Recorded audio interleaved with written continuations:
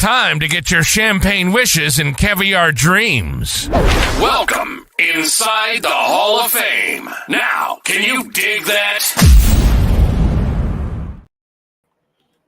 Boom! Welcome inside the Hall of Fame. I'm Booker T, 6-time world champ, 2-time Hall of Famer. Got my man Brad Gilmore here with me. And, you know, I want to always thank the people for stepping inside the Hall of Fame, get your champagne wishes, caviar dreams, man. But before we even get started, man, we had a big storm go through the city of Houston, man. And I tell you, it did a lot of damage. I want to send my heart out to everybody that got hit in Houston. I got hit myself, guys. You know what I mean? And we just got to pick ourselves up and keep going. But if anybody got hurt out there, man, if anybody got hurt, I haven't heard any news on that, man. I just hope and pray that it wasn't that bad or anything. I haven't heard about any death or anything like that. Brad, I don't know if you heard about anything. You're a lot closer right now. I'm in Florida. I was in Canada. And then I came to Florida and boom, it hit. So right now at home, I have no power. I know you was just telling me you just regained power about an hour ago. And I know it's a lot of people in the Friendswood there. I know a half of Friendswood I was reading was out of power. So I don't know what you done heard, but I just want to send my heart out to everybody that got hit in Houston and surrounding areas with this big storm. Yeah, man. You know, it was one of those things to where a week ago, it was like, oh, it's going to hit Mexico. You know, I mean, and you don't want a hurricane to hit anywhere, but it looked like it was going to miss our area. And then the last couple days, man, it decided to turn north a little bit, and we got the rough side of it. I'll tell you, Book, I woke up about 4:00 in the morning it came in, and I'd never seen trees blowing this way. Now, we've had several hurricanes, even in my lifetime, at least a half dozen or more. This one had these trees blowing halfway over. A lot of trees in my neighborhood taken out by the roots. And this is a hurricane. This is a category 1 hurricane. Yeah. This is a 1. It goes up to 5. Mm-hmm. And all the damage that I've seen driving into town, those your favorite, the palm trees over there on 45 have all been knocked off, and then a lot of billboards knocked over. A lot of damage. So there's going to be a couple weeks worth of cleanup, and I know couple million people still without power. Thankfully, like you mentioned, I got mine back an hour ago, but I slept in the house all day yesterday, no power. It's unfortunate. It's one of those things, but this city is unlike any other city I've ever been to in the history of this planet, and we come together and we help one another out when things like this happen. So hopefully the recovery efforts are swift, quick, and complete. Yeah, definitely. I can't wait to get back home tomorrow. Hopefully, I won't have any flight troubles or anything like that, any cancellations. Because I feel helpless right now. I mean, I really do, being here and knowing that my wife and my kids, my mom, is at the house right now, and there's no power. And I told Charmel to go get in the RV and put it out in the front yard. So that her and Kendrick tried to move the gate, and the rest of the gate just blown away. But the one part right in front of the RV is still there, right? So they go to try to move it, and a big branch is stuck in between them. And so they can't even move the RV from the back to the driveway, So I'm like, I can't wait to get this day over with so I can it's been the longest day for me. I woke up probably like about 6:00 this morning, and I just been twiddling my thumbs, wondering what can I do, and I know I can't do anything. I know it is rough. It is rough to be helpless, and I mean, I spent half the day yesterday just driving around, get out of the house and get a little AC and charge my phone, but just driving around and seeing, I mean, every fence blown down, every tree knocked out of the roots, power outages everywhere. Still today. And for the Houston area, I know they say by end of day, Wednesday, that's the 10th, I believe, everything should be restored. But it's also dry in Texas. I got to get home, man, so I can try to salvage some of that wood. No, because the thing is, right now with the storm come through and blowing everything down, it's going to be a shortage.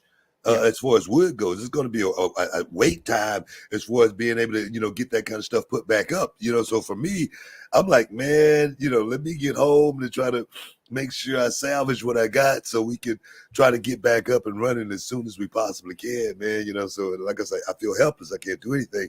I'm going to get home 8 o'clock in the morning. I'm going to hit the ground running. But man, I just want to send my prayers out, thoughts and prayers to everybody who got hit, man. This is the first time I think I've gotten hit like this, this bad. Like half of the gate went down last time it went down, but this time the whole damn thing. And I'm like, baby, call the insurance company, see if they can help us out on this. Last time they definitely flaked out on us, told us it was all wind damage, and we got to figure out how to get past.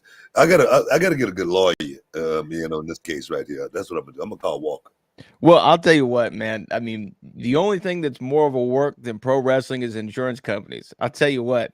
Oh, we believe it's wind-driven rain. Well, yeah, I would think so in a hurricane. Yeah. That's all you can do is laugh about it. But no, man, I'm hot about it, man, because a lot of money came out of my pocket last time. That gate went down, and I don't know what other kind of damage I got. I won't really know until I get home and really dig in the weeds. School turned out to be okay. Reality Wrestling, Walker, Texas, Florida Arena. Kevin said we got a couple of leaks, and other than that, everything was okay. The LED board that we just put up on the outside is still there. Thank God. Thank God it's still there. You know what I mean? I'm sure it took some damage and a beating, but a testament to Chinese. They know how to build things. That's where we got the LED board for people wondering. Yeah. But and which is good news that Reality Wrestling is still working and in working order, because of course, Revolution Rising this Saturday from the Walker Texas Lawyer Arena. Oro Mensah taking on Edge Stone for the Reality Wrestling Championship is our main event. So we're glad that we can still put on a show for folks. As of now, all systems are still go. Yeah, man. And speaking of all systems, I'm like I said, just coming back from Toronto, Canada. Money in the Bank was just held there, but I was there for Heatwave, and what a wave it was, man. But the thing is, I want to talk about my 2-star standouts from Money in the Bank as well as Heatwave. I don't know what your thoughts as far as the fallout of Money in the Bank, as well as the fallout from Heatwave, as far as who was the guys that came out smelling like roses. Who do you got?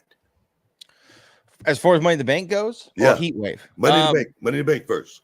Well, Money in the Bank first, I say that our star pupil from Money in the Bank is, of course, Tiffany Stratton going out there and getting the job done. That is. She's All right. Money in the Bank. All right, let's move on. Heatwave. Who's no, I'm serious. Who was the standout star for you in Heatwave? It's interesting. It's an interesting question. I mean, it would be hard for me not to say Roxanne Perez for going out there battling Lola Vice. 5 pop rocks to get the job done. It shows you the fighting spirit of Lola Vice, but still victorious as a Reality of Wrestling graduate.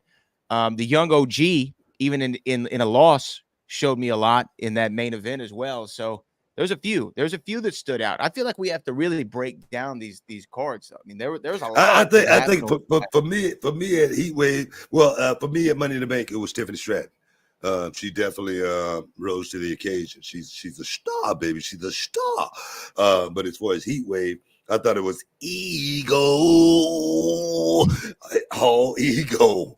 Ethan Page. We got Ethan Page. We got to get him on the show, man. We got to get Ethan Page here inside the Hall of Fame and talk about his journey. 17 years, man. 17 years to this point right here. Always wanted to be a part of the machine as far as WWE, seeing the stars, the past, and now he's, can go down as, and the thing is, I know most young people that have grown up watching wrestling. There's no way they can't wish they would be in that moment at least one time in their lives. Ethan Page, 6 weeks, man, 6 weeks since joining NXT, and now he's the NXT champion. What a ride this kid is on right now. What a ride Ethan Page is on. I don't know what your thoughts about Ethan Page, as far as, I don't know what all ego, but my thing is, when he was in AEW, I thought Ethan Page, and I'm not just saying this. I always thought he was a guy that stood out. I always thought like he wanted more. He wanted to be the front man. Yeah, and every time I saw him, he was talking. And it was something, I don't know what it was, but it was something about him. Okay. And now he's a part of NXT. I've liked his work since he joined the company. Him becoming champion is definitely a flip the script moment. Nobody really saw this coming. We were in the whoop that trick era. And then all of a sudden, boom! We changed gears, and now we're in the all ego. I like that part right there. Ego ever. But we got to talk about it, man. We got to take a quick break. Guys, you are inside the Hall of Fame. Stick around. We'll be back in a minute. Can you dig it, sucker? And this episode is sponsored by Blue Chew. Guys, let's talk about it. Let's talk about sex. Hey, you remember when you was always ready to go? I'm talking about strapping the rocket on it, man. Going straight to the moon. I'm talking about getting it done. If you want that extra confidence, I got something for you. Listen up.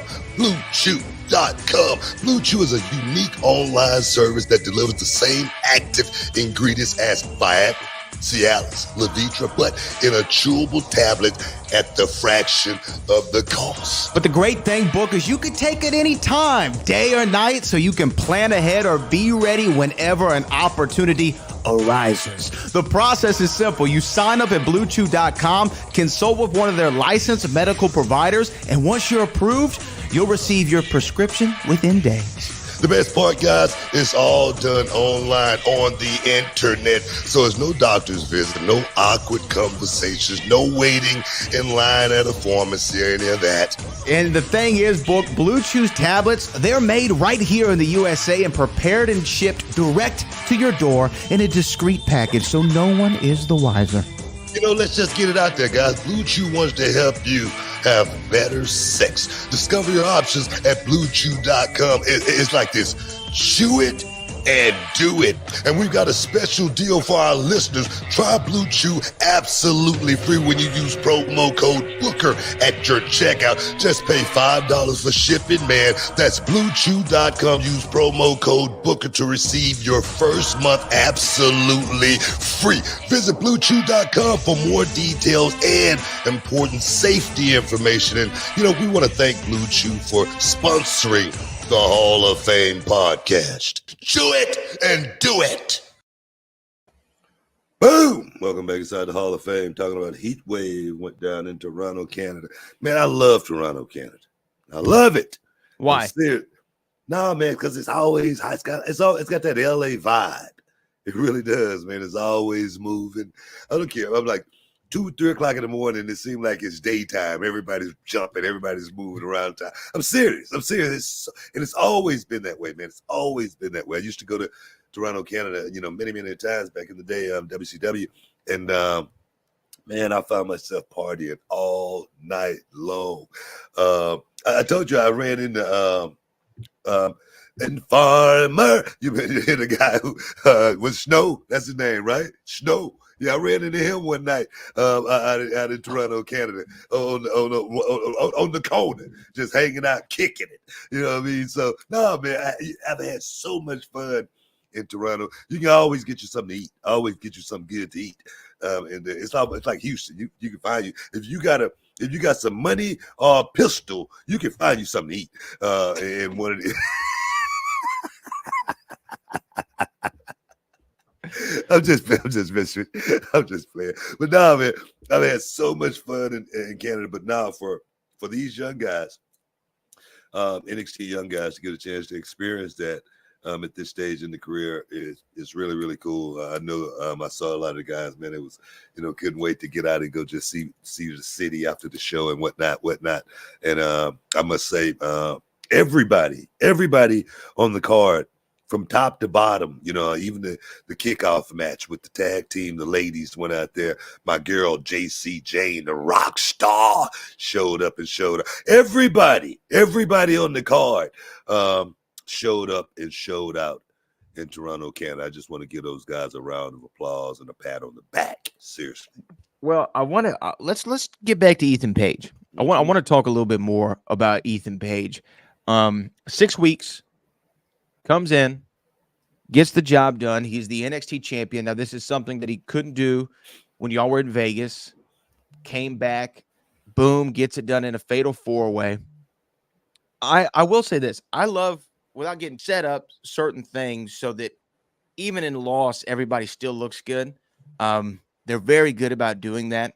But when it comes to Ethan Page, him winning the title in the fashion that he won it, I feel like is good for Ethan Page. Do you know what I mean by that? Not only the fact that he won it, the way that he won it, it gives other people a gripe, but it would make me hate him. Do you understand what I'm saying? Like, the way that in which he became the champion, it's almost like if you're playing pool and somebody accidentally hits the 8-ball in and you win by default, you still win. Yeah. And you have the bragging rights of winning, but did you really win like 100%? You know what I'm saying? Yeah, I get it, man. I get it. I mean, I'm not against the way he won it. You know what I mean? If he would have won it differently, I mean, it wouldn't have bothered me either. But the way he won it definitely still keeps him in that heel mode, which that's what you want to do, is keep the guy in the heel mode, keep him on track as far as, being that villain. But I was listening to actually I was reading something about Ethan Page, how he got the phone call. He said he was on a layover on his way to an independent show, and somebody called him and said, it was WWE, and they wanted to offer him a contract, and he was like, he thought it was somebody kidding. He thought they were playing, and, he's like, yeah, I'll take it. Whatever they offered him, he said he'll take it. He hung up, went to the independent show, and then he got home, and they had called him and told him, about the contract, and he goes, wait a minute, that phone call was real? And then, boom, he's in the company, just like that, not really thinking about it. But just let you know, something I talk about all the time as far as your name. If you're good, and the radar is on you, your name will get there before you do. I really believe that. And I feel like a guy like Ethan Page, he fits perfectly in the NXT system, even though he's been in the business for 17 years. He doesn't look weathered. He doesn't look like a guy that's been, overused or anything like that. I think perhaps maybe the time in AEW may have helped him just because it gave him some exposure, because before that, Ethan Page being in the business 17 years, I didn't know him. Right. You see what I'm saying? But once he got I agree with you. Got my eye on him, and then next thing you know, boom, I was like, man, who is this guy? I mean, it was just something about it. I was like, who is this guy? Not really ever thinking or imagining he would be in NXT or, in a WWE system. But I'm going to tell you, he fits in perfectly from my eye. Well, I will say this, because you said when you saw him in AEW, you thought, hey, this is a guy who's got talent. Maybe he could be something. Maybe he could do something. When I saw him in AEW, this is just me being 100% honest, I didn't think that there was anything that stood out to me, right? He seemed like another guy on the roster. And this is a perfect example of when you have an idea for somebody and you put that quote-unquote push around them and present them in a certain way, all of a sudden, you, as an audience member, I look at them differently. Like if you go back to ECW, if Taz was on the WWF or WCW roster at the time, would have never given him a second look. It's just a guy. I don't know. I don't know, man. Oh, no, hold on. Let me finish. But the way that ECW presented him as the Samoan, submission machine or not, I'm sorry, that's Samoa Joe. You know what I'm saying? Yeah. What was his name? What was his moniker? He was the submission machine. I can't remember I can't remember. We'll think of it. He had came out with the towel. The aura around Taz made him feel like such a bigger deal by the way that he was presented. And when I see Ethan Page, the way he's presented in NXT, to me, it's almost a 180 from what I saw with him in AEW. AEW is in a faction. He kind of talked, but he was kind of on the sidelines. He was with Scorpio Sky. They gave Scorpio Sky the strap. Ethan Page was never really positioned as somebody who never was. No, he never was. But 6 weeks, I don't question him as the NXT champion. That's what a presentation can do. With the right look, the right human suplex machine. Thank you, Eddie Kane, Main. I knew I was close. With the right presentation, somebody can become a star very quickly and be legitimate within the fans' eyes. I'm gonna tell you right now, a lot of it is the music. Music helps. That music, man. I'm gonna tell you, bro. I'm bought in. I love it. I mean, Like- soon as it plays, man, it's got a beat to it, and I'm like, man, this might be something. It's just like Trick Williams music. It's got a beat. It's like Shinsuke Nakamura. You know, his music had a whole lot to do with his aura, and if you capitalize off that, I think Ego has. It could definitely take you to that next level. Reminds me a lot of someone like Bobby Roode, right?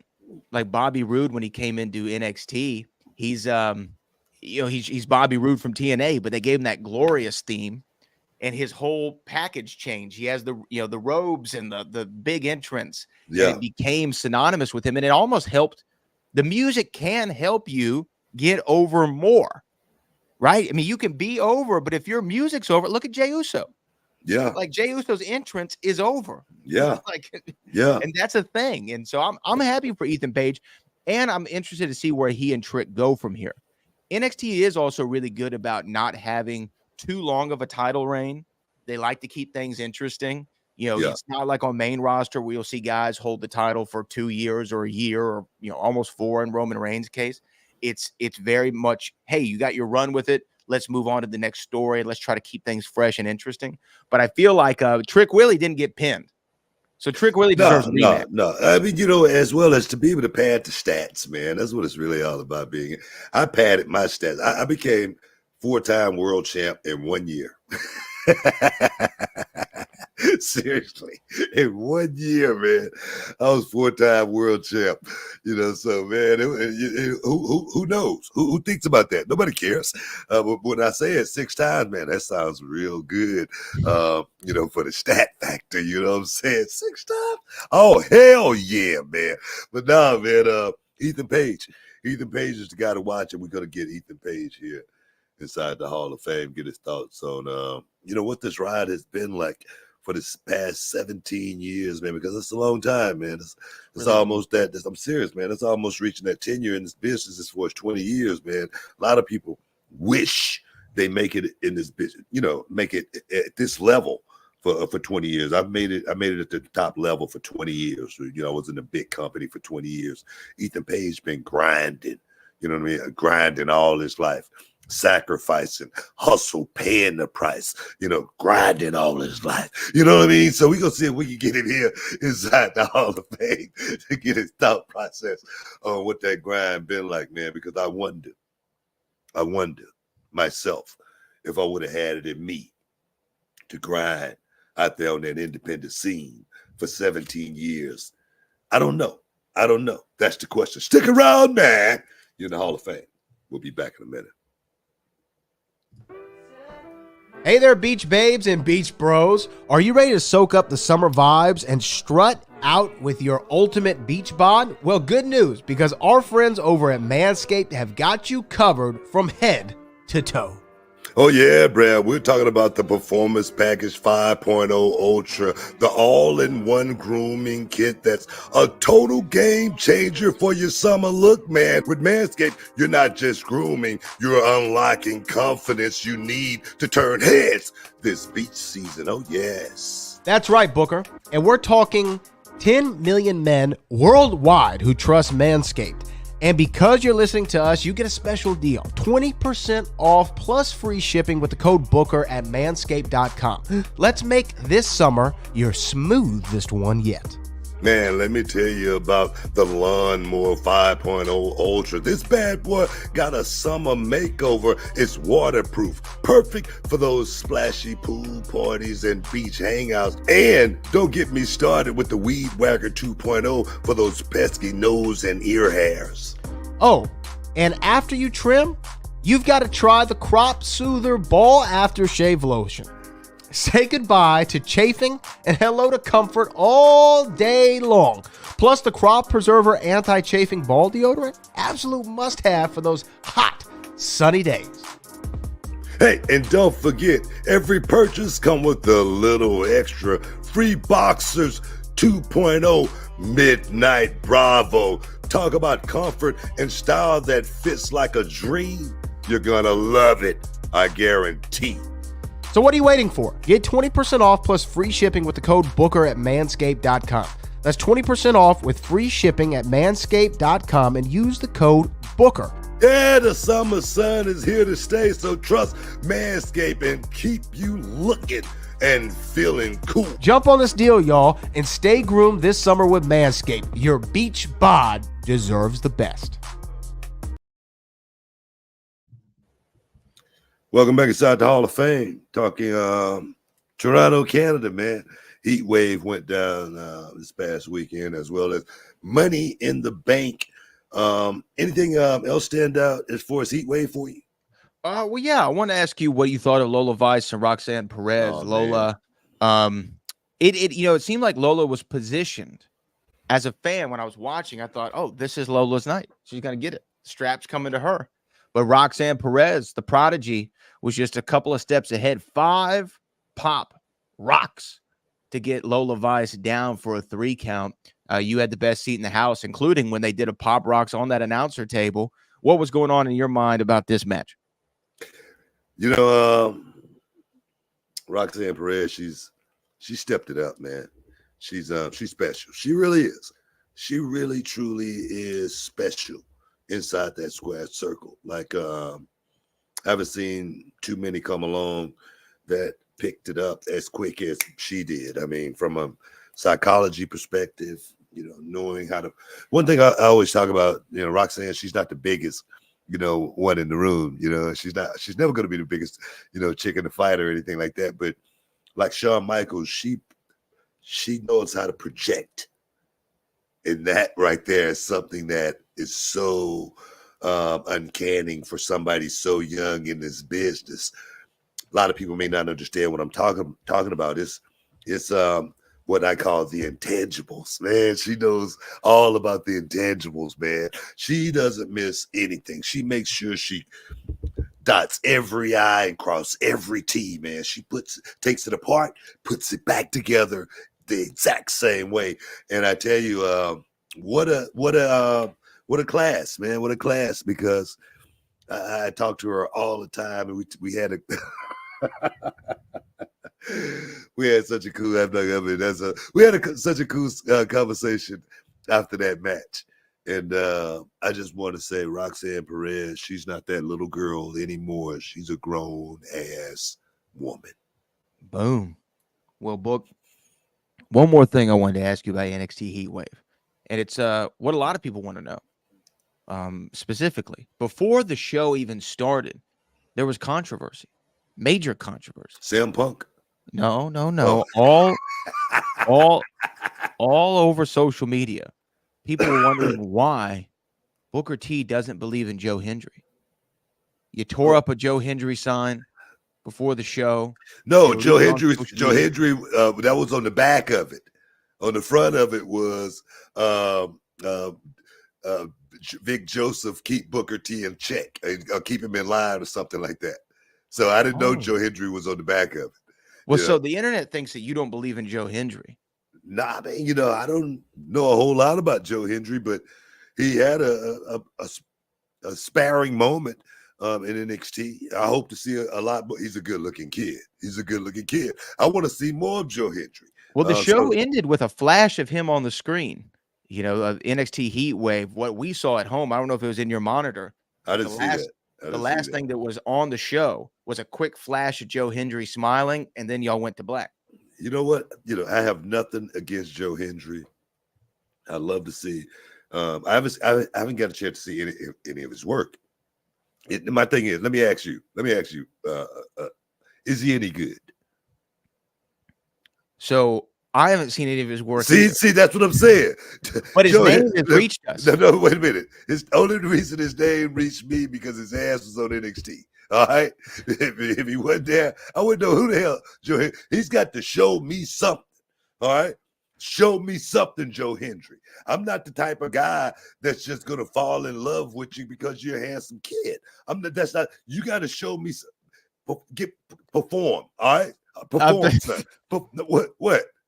Perform. Don't call a man good looking and then tell him to show me something. You know what I mean? You might want to look back here. that statement up. No, look here, man. I'm not like that. You know me. You know me. No, I'm just saying. No, I mean, if he was a kid coming into NXT, I mean not NXT, reality of wrestling, and I said, just like when I saw you, what did I say to you? What did I say? Good looking kid. I said you're a good looking kid. You know, yeah. I might could use you around here, reality. Right. That's just the way I am. All right. I don't have, you know. So let me ask you. Yeah. But doesn't he fit that thing of his name has reached us before? Because I'll tell you what, his name is everywhere online, and I don't get to watch a lot of TNA, and that's the reason I haven't seen his work. But I've seen his name everywhere. Yeah. I've seen his name everywhere as well. Like I say, when I see his face, I say, like I say, this is a good looking kid. I say, let's get him in the ring. Let's see exactly what he can do. Let's put the rocket on him and send him to the moon if he's good. I'm not going to just endorse this kid just because he's got a name and he, you know, got some blood. I want to see him in the ring. I want to see his performance, because if it's all of the other stuff, it means nothing, you know, if he can't work. All right. I've seen a lot of guys in this business. I don't want to call their names or anything like that, but they look good. But as soon as the bell rang, you say, what the hell is going on here? This guy can't work. What are we doing here? It's a lot of guys like that. And I want to see, I want to see if he can pass the test more than anything. Pass the BT test.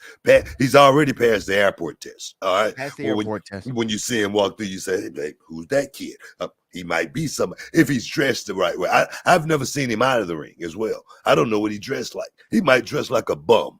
All right. You know what I mean? If he dressed like a bum, like I said, none of this means nothing. All right. So we'll reconvene on Joe Hendry.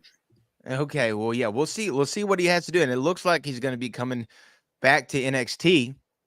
So we'll all be on the lookout. We'll tell you right now, his ass better show me something. You know, hey man, because I'm gonna tell you, all the guys at NXT, they know if it ain't right, they better not come talk to me.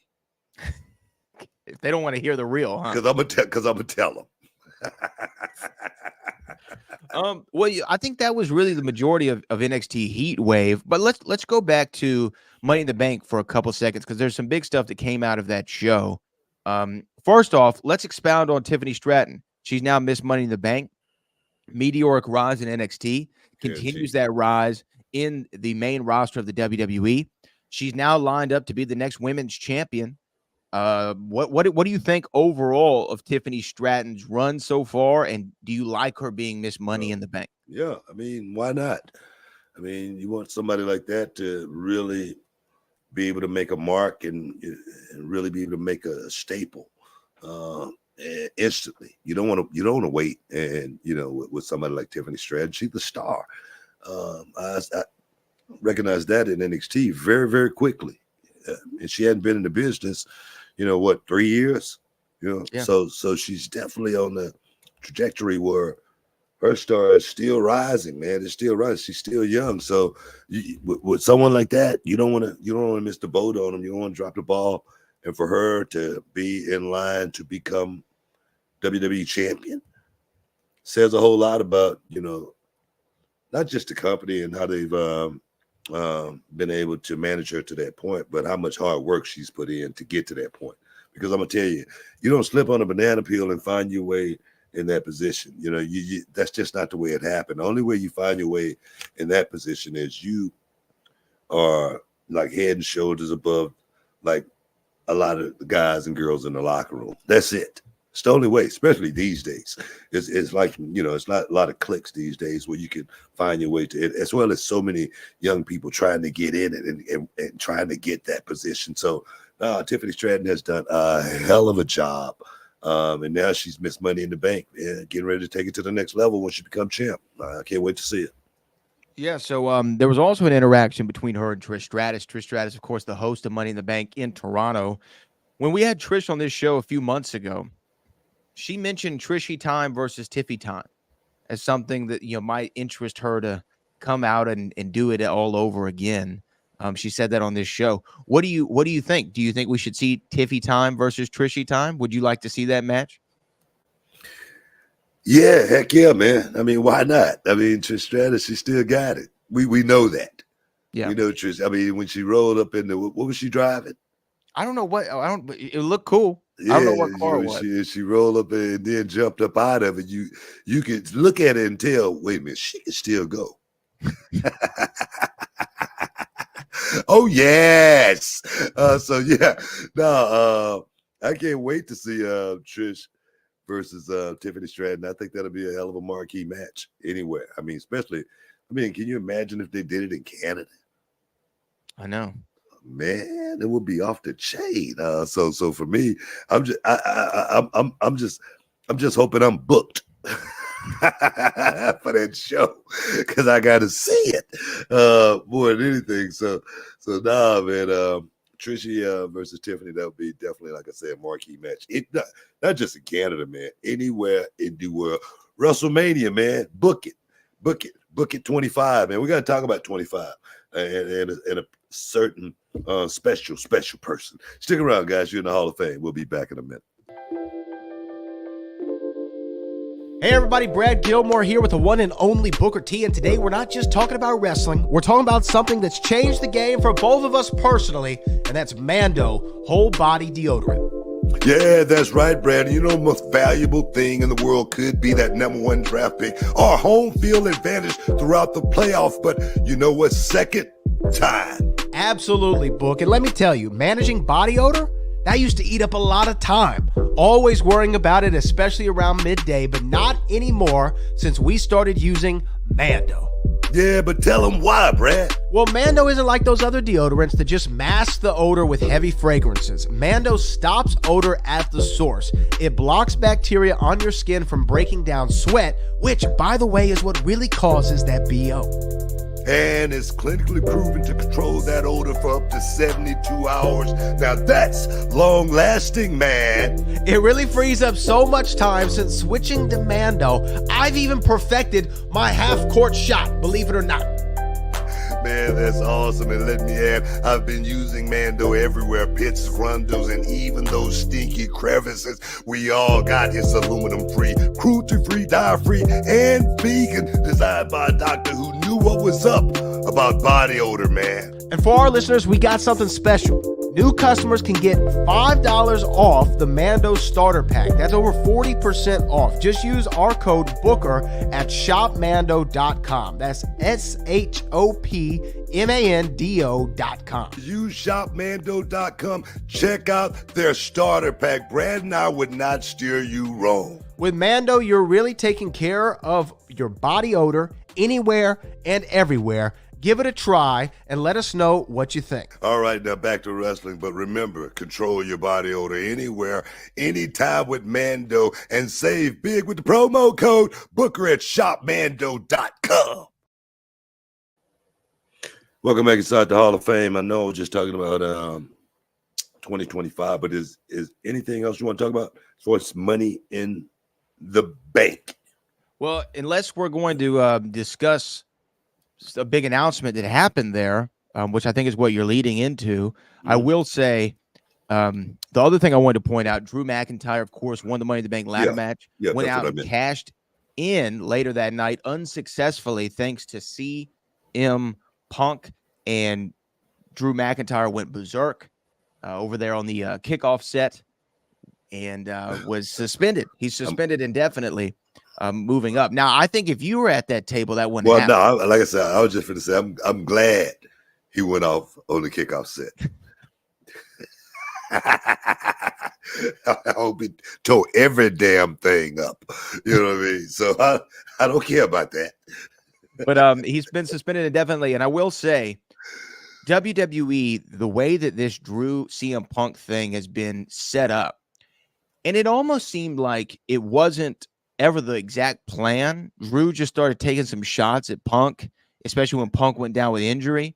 And then now they've set up this blood feud, which can only lead to one place, which is SummerSlam. Seems like maybe Seth is going to be involved in that as well. I'm not sure. But I just love that there can be a feud that we care about that's a main event level feud that doesn't have a championship attached to it.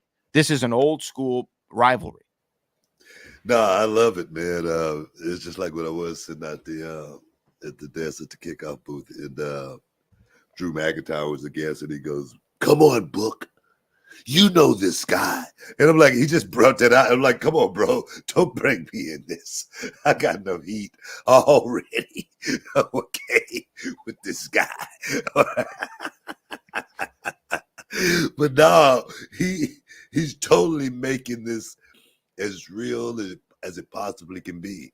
It does not seem like Drew McIntyre and CM Punk are friends in any way, shape, or form. From a storyline perspective and from a realistic perspective, that's the way Drew has made it feel. Yeah. And Punk has done his job of interrupting Drew at every possible scenario, whether it be Clash at the Castle and again at Money in the Bank. And it's really making it feel like a blood feud that we haven't seen in quite some time, because it seems like all the memorable feuds recently have been over a championship, or a championship has been involved in the story. This one has no title involved. It's just straight up, I hate you. Well, I hate you more. Let's duke it out. And I'm loving that. But coming out of Money in the Bank, really the big news, BT, is John Cena. Yeah. John Cena came out and made an announcement that 2025 will be his last year as a professional wrestler inside the squared circle, and he's going on the John Cena retirement tour. What do you think about that when you heard the news? No, man. I mean, he's put in the work. He's the GOAT. He's the guy that I don't know. He's done so much for the business, man. He really has. He's been an ambassador in so many ways. A lot of people don't see the work that John Cena, did to get to that point, right where he is now, as far as this level of, stardom in professional wrestling, as well as Hollywood. But John Cena was the guy that would, be making sure he's picking up the trash, in the locker room, just so the boys wouldn't look bad, to the staff that's coming in that's got to clean the place the next day. Right. He'd be the first guy to show up, and, he would be the last guy to leave, every time. He was that young guy that was, coming up that I'd never heard complain one time.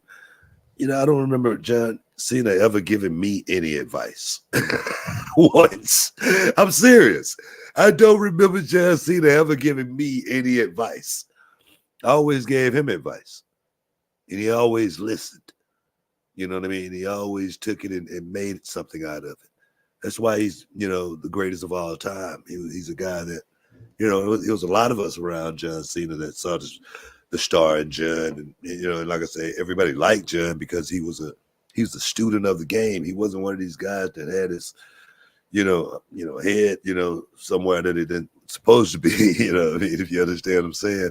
Yeah. But he was the student, man, and to watch him grow over those years, the Make-A-Wish stuff, you don't understand how hard it is to actually have to do that kind of stuff and do it with your heart, not just do it because somebody's making you do it because they're paying you to do it, or something like that, but to really do it because of what you got in your heart.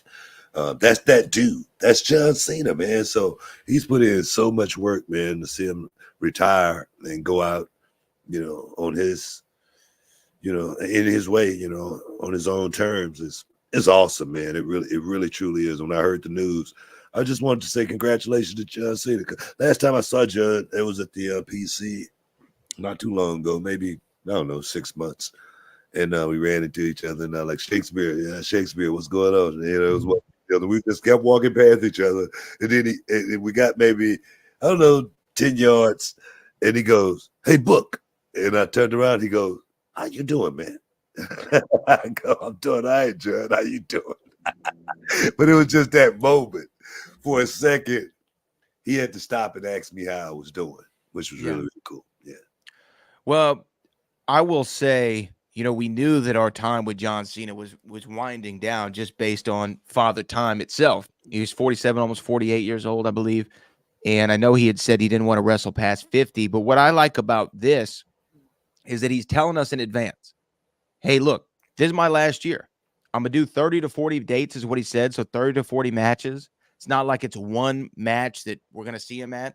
It's going to be a whole year, kind of a farewell tour, if you will. And he seems very, very strong about this. You know, sometimes, hey, wrestlers or entertainers of any kind, whether that be athletes, wrestlers, musicians, actors, they all say, hey, I'm going to step away, and then something draws them back, almost every time. And I understand. But John seems like, no, I'm not taking another bump. You're not going to see me in jorts. I'm not doing a special referee spot. I'm not coming out in my gear ever again.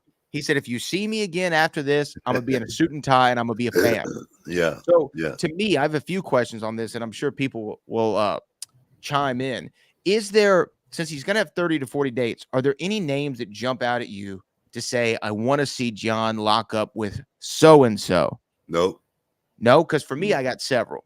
I mean, for you, yeah, I get it. You know what I mean? But for me, nah, man, whatever John does, whoever he chooses to work with on his way out, it's going to be his choice. But I have no, thoughts or interests in who it should be. That's going to be all on him.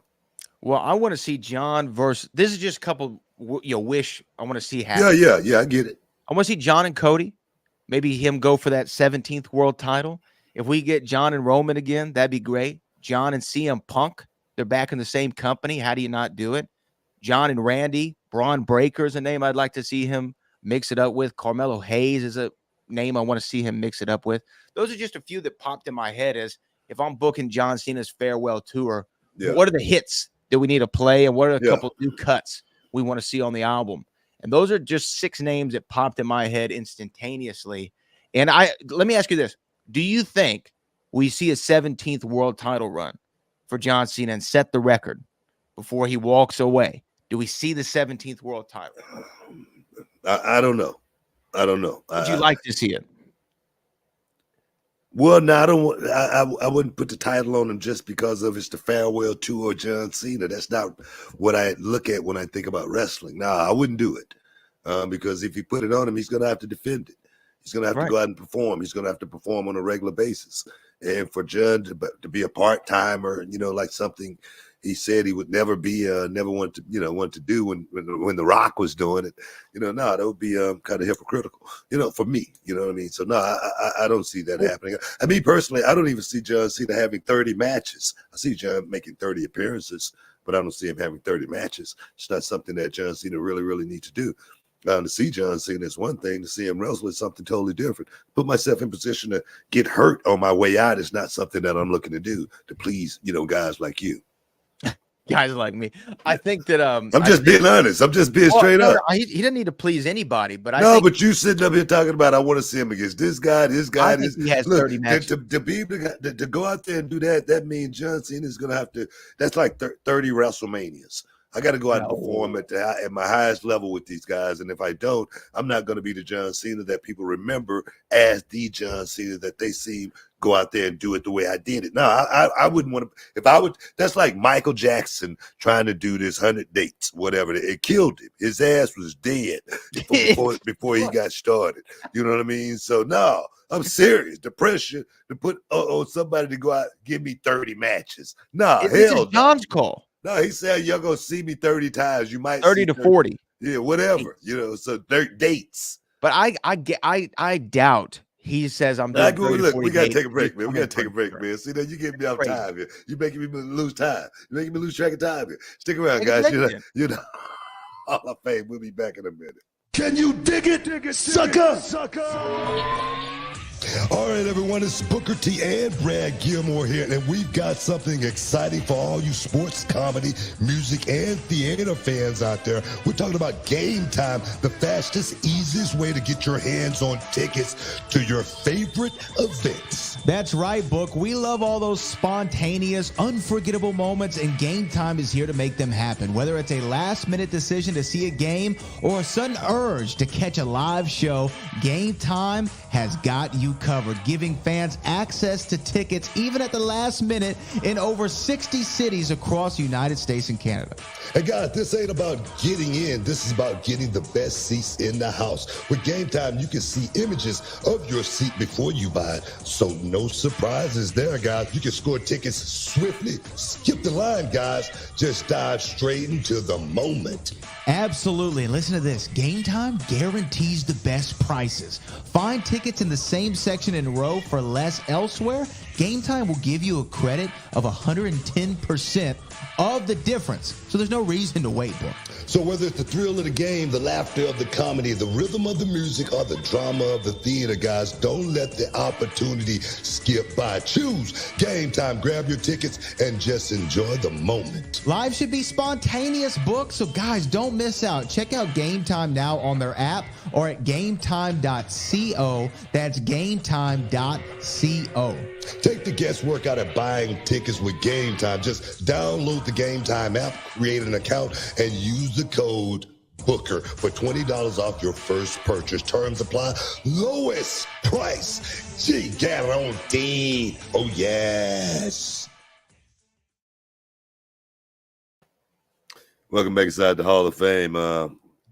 Anybody out there, you guys got your wish list. Make sure you get your wish list for Christmas coming up. Santa's he's on the move. He's on the move. So I just want to let everybody know that. Just like Brad won his wish list of John Cena matches. Who you want to see John. I'm just saying, guys, get your wish list before it's too late. Because Santa knows who's naughty and he knows who's nice. Look, I'm telling you, here's the thing. No, look, just listen to this. If somebody's planning a farewell tour and they say I'm doing 30 to 40 dates, that does not mean I'm just going to come wave 30 to 40 times. That means I'm working. Nah, that means I'm going to work some dates. But some dates. Like he works them all. No. I mean, you might want him to work them all. No. I want him to do what he wants, but I think that's what's going to happen. I don't see that. I don't see that happening at all. Because John Cena's doing a whole lot more than just this farewell tour. He can't be wrestling and then putting himself in jeopardy of getting hurt on a regular basis for the next year. It's not something that's smart. Come on, Brad. Come on. How many look matches here, Brad. How many you smarter. do you think he has? 8. No. If he's doing 30 to 40 dates, you think he's doing 8 matches? 8 matches. No look here, man. I think John Cena's work that he's got to do with the Shriners and underprivileged kids. I think some of those are going to be those dates, that he put in and really focus on more than anything. Me personally, I think he talked about make a wish. I'm sure he's gonna make his rounds with Make a Wish before he get up out of here. And I'm sure he's going to continue to do that. But he's been it's been such a huge part of his WWE life. Is Make a Wish and working with kids. So I think those kids that's not going to see John Cena do this anymore. I think it's going to be very important to relegate some of those dates to doing some of that kind of stuff. I could be wrong, but I just don't see John Cena thinking about wrestling 40 days or 30 days. Yeah. Well, I think we disagree on that one. I think that if I'm doing a farewell, I'm doing a farewell. Look, man, you got a band. You ain't taking no bumps. You ain't taking no bumps. No, but no. You talking. You taking doing a farewell tour. You talking. You know what I mean? But if I was a wrestler and I'm doing a farewell tour, like imagine if it's freaking the Rolling Stones and they do a farewell tour and they just come out and wave. Okay. Listen, it would be different if John Cena was doing a farewell tour and he wasn't a part of WWE. All right. That way it would be all about, how much revenue I can make in this tour. I don't think it's all about the revenue with John Cena in this tour. I think it's about completing this journey that John Cena has been on more than anything. And I don't think I could be wrong. You could be right. But me personally, I just don't think it has a whole lot to do, at least not 100% to do with going out and performing in the ring 30 days. I don't know if you know how hard that really is and how hard it could be for someone 50 years old, almost 50 years old. Oh, I can't imagine. I can't imagine what you put your body through. Yeah. But I'm just doing it like the math because he said I'm gonna do the Rumble. I'm gonna do an Elimination Chamber. I'm doing WrestleMania. I'm doing SummerSlam. That's January four. to December. Okay, that's January 4. to December. Okay, that you just named out 4 or 5. But What else? there's 104 episodes of television every. I know it every is. year. That's what I get that. But those are the ones that stuck out in my mind. You know, if John's going to do something over this next year, they might be the big shows, and it might be 5 of them. Well, we'll see. Look, we have 2025 to wait for it, so we'll see what happens. Look, bro, January to December. Look, man, I'm normally right on stuff like this. Okay, we'll see. Just bookmark this. Look, bro, I'm normally right on stuff like this. You know, I'm So just saying. you think 8 matches is what we're setting it at?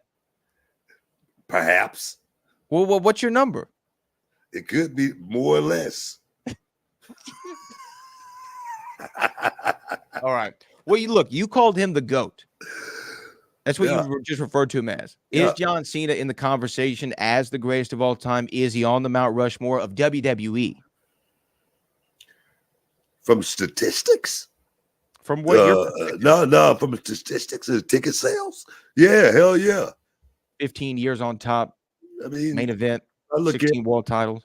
I'm not looking at, guys going out and titles and all that. I'm talking about statistics and ticket sales. He's done more than most. Is he in the conversation? Hell yeah, most definitely he is. So that's without a question, without any shadow of a doubt. Because his run on top was longer than Hogan's, longer than Rock's, longer than Austin. Oh, way longer than Austin. Yeah. It's hard to not put him. If you WWE, hold on, I glitched out there for a second. If you look at WWE, it's hard to not put him as, he's definitely on the Rushmore of WWE. Now, if you want to open that conversation to all of wrestling, it gets hard. But if you want to talk about a run on top, and like you said, merchandise and ticket sales. No, the thing is, you said it, you framed it properly. Is he in the conversation? Yes. Yeah. No, absolutely. Without a shadow of a doubt, without any question. It's without a question. Without a question. Now, you worked John Cena several times. Best of 5 series. Best of 5. Throughout his illustrious career, you had the best of 5 series, of course, over the United States Championship, I believe. Your last match with John Cena, coincidentally, took place in the main event of a pay-per-view right here in Houston, where it was you, Cena, Lashley, Foley, and Orton for the WWE title. That was the final time that you wrestled John Cena, according to this database. Man. For last time being in a main event. But just tell me, like, what are memories of working with John in the ring? Was he as strong as people say he is? Kind of give me your assessment of him as a worker when you got to lock up with him. Well, John was young when I first started working with him, but he learned very, very quickly. I never had a problem with John in the ring as far as him knowing what to do. We got a thing in the business where you get a guy the keys, you better know he's driving. John always knew he was driving, when he got the keys. So I never had a problem with John from that perspective. We didn't have to talk a whole lot. There was a lot of feel. That's why when I talk about John and I mentioned Shakespeare, Romeo and Juliet, Phantom of the Opera, that's why John and I went out and worked a lot. A lot of shows, you didn't even see with John and I was on the house shows, and John and I, we wouldn't even talk to each other at all. We would just go out in the ring and perform. And I was literally, if I don't say that word properly, it just doesn't come out right. I'm serious. On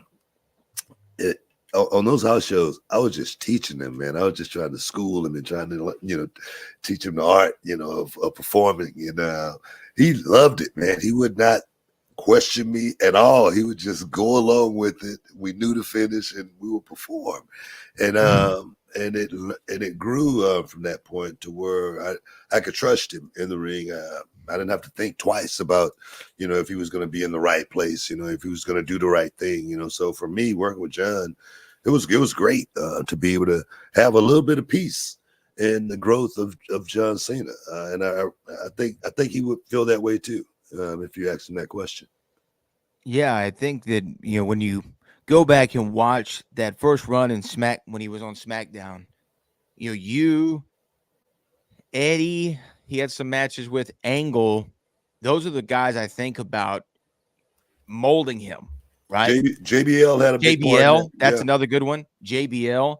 Those are some of the guys that he worked with on SmackDown in that 03, 04, 05 range before he won the title that really got him to the level that he was going to be. But was it one of those things that when you saw him and worked with him, you're like, oh, yeah, this guy, he's going to be something. Maybe you didn't know he was going to be a top guy for 15 years, but you knew he was going to be something. You know, I don't know. It was just one of those things. You just felt something about him. Just felt like he had, he had a big heart. But like I say, for me, he was a kid that listened. You could tell he wanted it, but he wasn't willing. He wasn't going to step on any toes to get it or anything. He knew the protocol of the old school of the locker room etiquette and all that stuff. Something I talk about, knowing how to make it in the locker room if you got a chance to make it in the ring. He knew how to endure himself, but he wasn't no chump or anything like that. He wasn't no pushover. Wasn't nobody bullying John Cena. It just wasn't happening.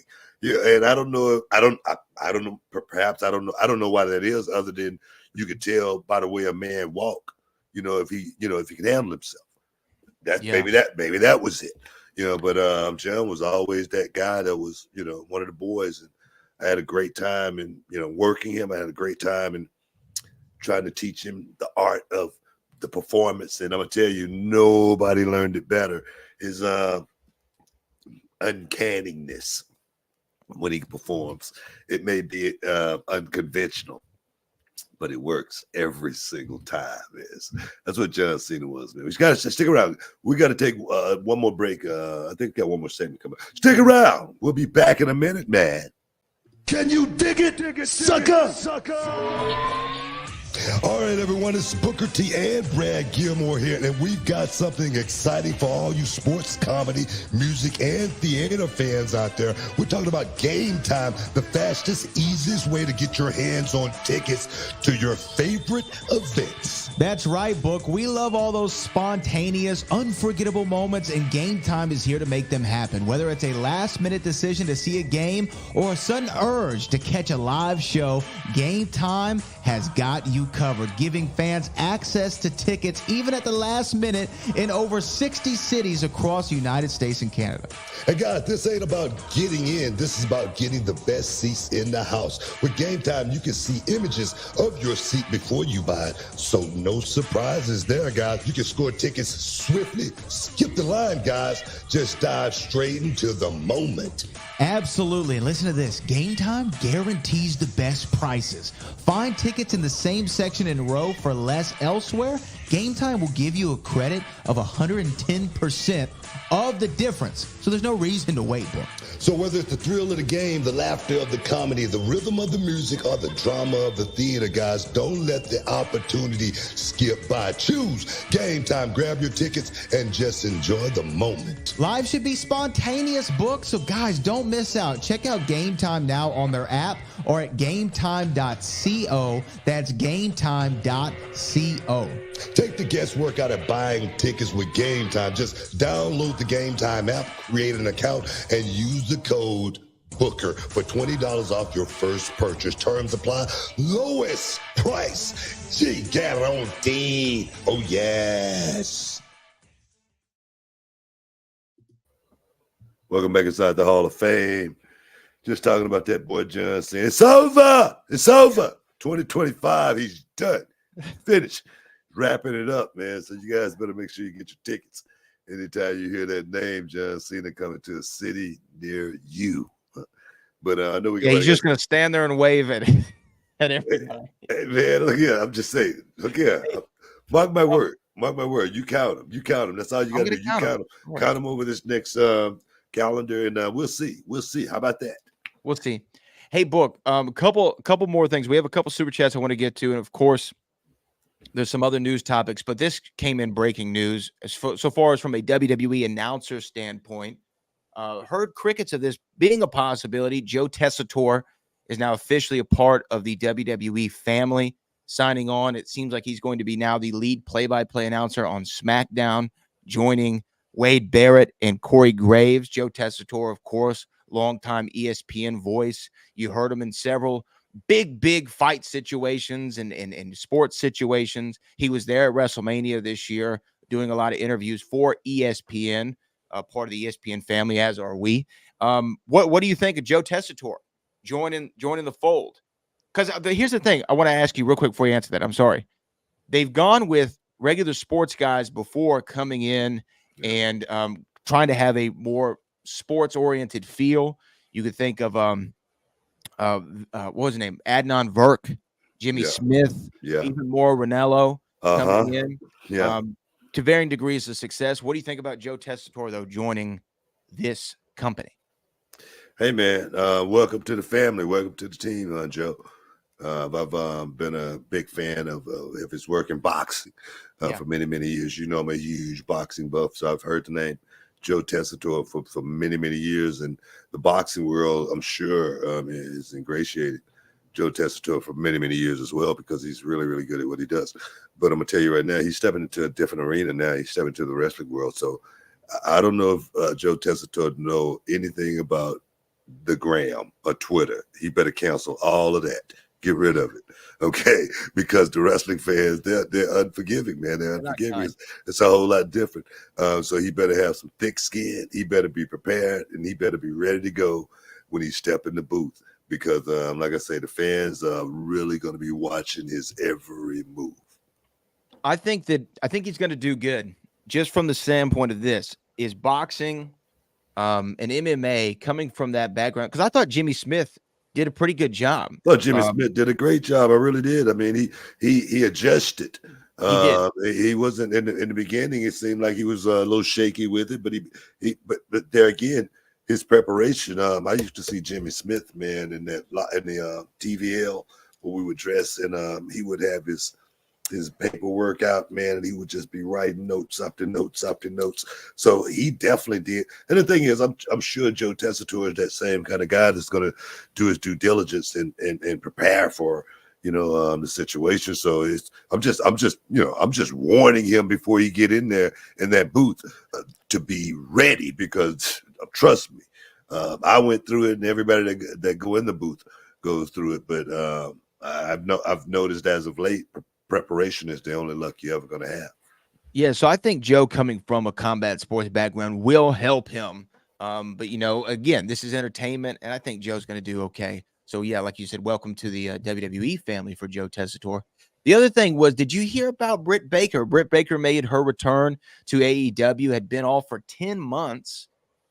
We thought it was just dealing with some sort of injury, and it turns out she had a what's called a TIA, which is essentially a mini stroke. Yeah, I heard about that. I read about that a few weeks back, that she had a mini stroke. I didn't talk about it because I really didn't know the what was really what about it. I just heard about it. But yeah, for her to have been off that long and to have to deal with something like that had to be pretty serious. Had to be pretty serious for someone like Britt Baker. She's pretty young to have gone through something like that. So me personally, I'm a big fan of Britt Baker. I've got a chance to hang out with her, smoke cigars. She's such a cool chick, man. So I'm glad to see her back. I'm seriously glad to see her back. Yeah, I mean, I'm glad that she was able to kind of get over that episode and heal up and take the time that she needed. Credit to AEW for allowing her to do that. And now it seems as though it's going to be her Mercedes Moné is what they're positioning. Really, I'd say the cornerstone of the AEW women's division is Britt Baker, and the new face you could say is Mercedes Moné. They're going to probably do battle at All In. Do you like that matchup on paper? I feel like it's the biggest women's match they can make. Come on, man. The only damn women's match they can make. Let's be real here. Well, when Sasha was first rumored of coming in, or Mercedes, excuse me, you said she's got to work with Britt Baker, and then who else she going to work with? Come on, right? I'm not throwing shade. You just asked a question, right? You just asked a question. Like, for me, I mean, who else she's going to work with over there that's really going to make a whole lot of sense and really, of course, Paige. I mean, what's the new name? Saraya. Yeah, I'm sorry. Damn it, I'm sorry about that. It's Saraya. hard. Yeah, but Saraya, of course, but that's a match that we've seen before. It's not something that's new. It's kind of like a rehash in the past. Saraya, when she actually went out for her injury, who was the one that put her out? She had a massage. I mean, it happens. So actually, no, to be able to come back to that, at the right time, we might have some money there. Yeah, right? That's a money match. It's a money match. Mm-hmm. So I think to do it with Britt Baker, that's a no-brainer. I mean, that's not even a thought. That's almost like keeping Jade Cargill away from everybody if you don't do it. Right? So do it. Get it done. Get it over with, and let's see where it goes. Well, look, before we wrap up the show today, we do have a couple super chats to get to. And then we can see if we have any other topics we want to cover. But this comes from Ken Terminated DQ, who says, Booker, why don't most promotions see LA Knight as a top guy since he has all the tools? Would you have pushed Eli Drake, aka LA Knight, as a top guy in reality of wrestling? No doubt, man. I don't know what it is about some guys that, certain people don't see, what certain people see in that same guy. I think LA Knight's a star. I thought, the rocket was on him. He was hot, super, super hot. He still is hot, but why, promoters don't go that route, I don't know. But for me, LA Knight he's a star. He's still a star. I think all he got to do is continue doing what he's doing. Cream rise to the top, and hopefully he's going to be a part of that. Yeah, I mean, and he was the TNA champion when he was there. He was, positioned as the TNA champion. Yeah, but he's never really gotten that real shove. I agree. But you know what?